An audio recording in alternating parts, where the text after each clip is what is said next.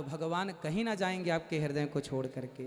इसलिए पहली शरणागति आचार्य चरणों में होनी चाहिए। सर्वेश्वर भगवान, भगवान श्री निम्बारक आचार्य भगवान क्या है? हमारे आचार्य हैं। जब आचार्यों के चरणों, पूज्य गुरुदेव भगवान बैठे, मैं नाम नहीं लूँ क्योंकि छोटा हूँ, आपके चरणों की रज हूँ, बड़े आचार्यों का नाम भी नहीं लिया जाता, इसलिए मैं नाम, जितने हमारे गुरुजी बैठे हैं, ये बैठे हैं पूज्य गुरुजी, ये सब आचार्य चरण हैं। यहाँ जितने भी आपको दिख रहे हैं सब महाविभूतियाँ हैं। और हम तो कहते हैं कि जो महापुरुष आए हैं कुछ ना करिए, केवल सच्चे मन से समर्पण कर दीजिए। हनुमान जी जैसा कौन ज्ञानी होगा, लेकिन जब राम के पास गए थे ना तो कपट का रूप बना कर गए थे, तब राम जी ने उन्हें स्वीकार नहीं किया। जब वो अपने निज बंदर के रूप में, अपने यथार्थ रूप में आए, तब राम जी ने गले लगाया, निर्मल मन जन सो मोहि पावा, मोही कपट छल छिद्र न बाबा। भगवान ये कहेंगे कि गुरु बिन भवनिधि तरह न कोई। भगवान कहेंगे डायरेक्ट मुझे क्यों ढूंढते रहे, मैं ही तो आया था तुम्हारे गांव में जय जय बन करके, क्यों नहीं सुनी कथा? मैं ही तो आया था तुम्हारे मध्य में आचार्य चरण बनकर, मुझे नहीं पहचान पाए। भगवान कहाँ हैं मैं नहीं जानता, ना जानना चाहता।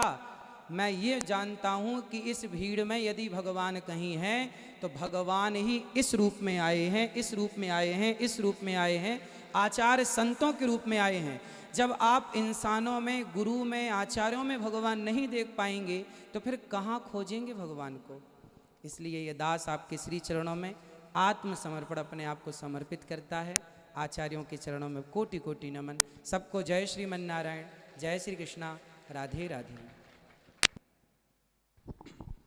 बहुत बहुत साधुवाद श्री अनुरुद्धाचार्य जी महाराज ने, जो भगवान ने जो आज्ञा की आचार्य माम ज्ञानियात, उसी की आपने हमको सबको संकेत दिया है, आदेश दिया है कि महाराज जो आचार्य हैं, जो गुरु हैं हमारे, हम उनकी शरणागति को प्राप्त करें। अब मैं आग्रह करना चाहूँगा श्री श्रीमद् भागवत के परम सरस प्रवक्ता श्री मर्द महाराज बाबा जी, मैं फिर पुनः क्षमा चाहता हूँ। श्री समस्त ब्रजमंडल की जो निधि स्वरूपा है, भगवान के अति लाडले, अतिशय प्रिय बाबा श्री हमारे समक्ष विराजमान हैं। श्री विनोद बिहारी बाबा से मैं निवेदन करूंगा, विनोद बाबा से, कि अपना मंगलमय उद्बोधन प्रदान करके सबको आशीर्वचन प्रदान करें। श्री पूज्यपाद श्री बाबा।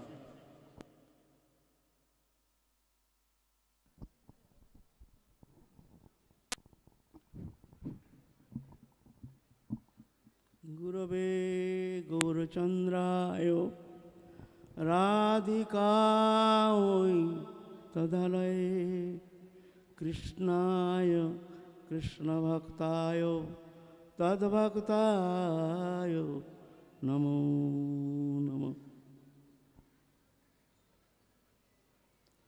सर्वप्रथम मैं आचार्य अनंत श्री विभूषित श्याम शरण देवाचार्य जी महाराज के श्री चरण कमल वंदना करता हूँ। तत्सहित परम श्रद्धेय, परम पूजनीय, प्रातस्मरणीय कृष्णानंद जी महाराज की श्री चरण कमल मैं वंदना करता हूँ। तत्सहित हम तो पहचानते नहीं हैं, क्योंकि हम एक साधारण पड़े रहते हैं राधा रानी के चरण कमल में।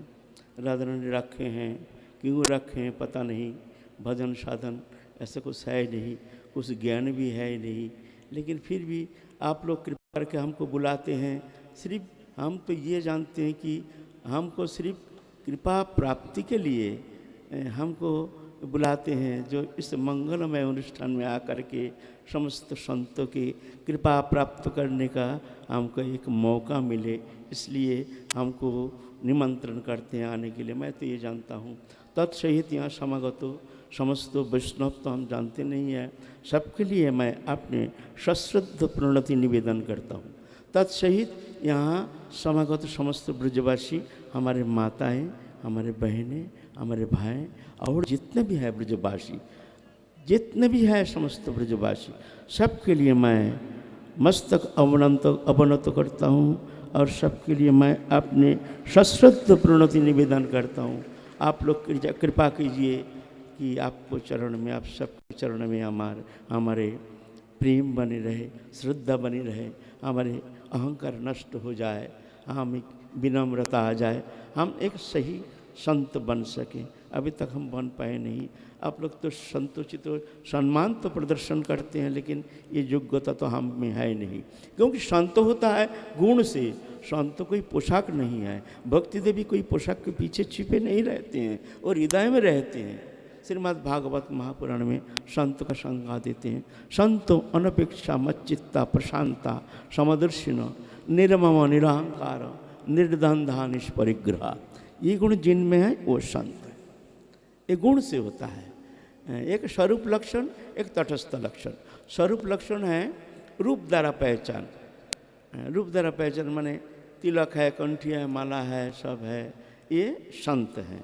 ठीक है, ये स्वरूप लक्षण है, ये बाहरी लक्षण है। लेकिन अंतःकरण गुण द्वारा पहचान, जो वो गुण होना चाहिए, तब जाके वो उनको संत कहलाएंगे, है ना।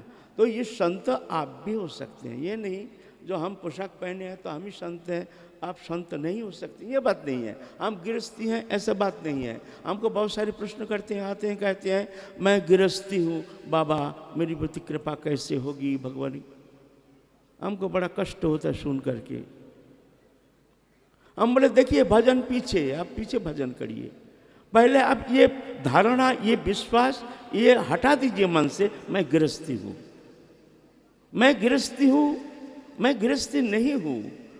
मैं जब आया हूँ संसार में अकेला आया हूँ, ऐसे ही अकेला हमको जाना है। ये गृहस्थ तो आगंतुक है, ये पहले था नहीं, पीछे रहेगा नहीं, विश्व दृश्यमान आगंतुक है। ये शरीर भी आगंतुक है, ये शरीर भी मैं नहीं।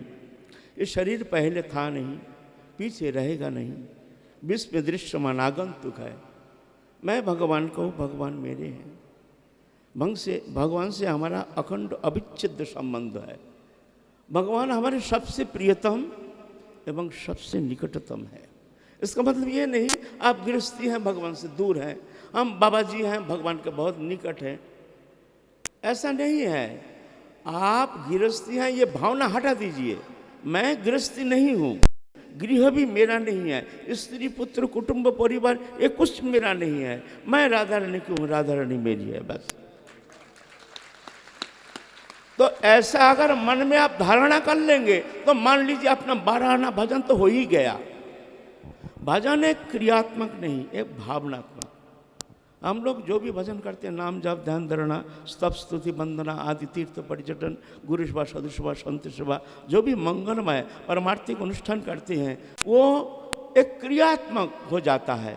क्योंकि हमारा मन रहता है संसार में, दृश्य माने जागतिक वस्तु पदार्थ के प्रति हमारे चित्त के अभिनिवेश, इसको सत्य मान करके, इसमें ही आनंद मान करके, मैं ये दृश्यमान भौतिक पदार्थ के प्रति आसक्त होकर के हम संसार चक्र में घूम रहे हैं, आनंद के अनुसंधान में। मतलब यहाँ आनंद है नहीं, होता नहीं, हो नहीं सकता है। अनित्यम सुखम लोकमिमं प्राप्य भजस्व माम। अर्जुन, संसार अनित्य है, सुख शून्य है। अगर सुख पाना चाहते हो तो मेरा भजन करो। तो पहले भजन पीछे कीजिए, पहले मन से हटा दीजिए मैं गृहस्थी हूँ, मैं गृहस्थी नहीं हूँ।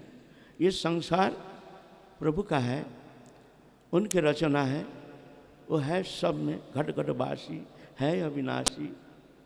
स्त्री पुत्र कुटुंब सब आगंतुक है।